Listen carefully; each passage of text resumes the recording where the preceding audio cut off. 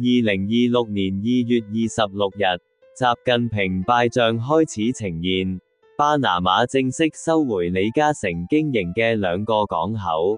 大家好，我係易經人。早前巴拿馬最高法院裁定長和特許經營嘅合約違憲。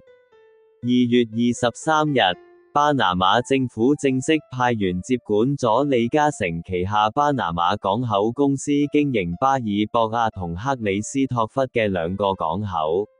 巴拿馬海事局已經進駐港口，並宣布進入為期18個月嘅過渡經營期，隨後將會重新進行國際招標。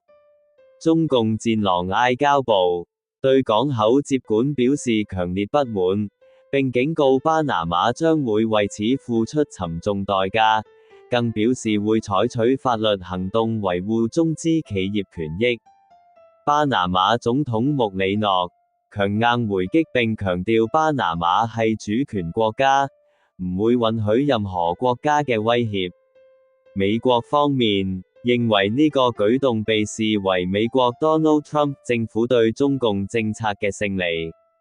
美國國務卿盧比奧曾經多次表示，中資控制運河港口對美國國家安全構成威脅，並喺訪問巴拿馬後，兩國對降低中國影響力上達成高度共識。之後，應該將會有更多好消息浮現，大家拭目以待。今次分享到呢度，我係易經人，多謝大家。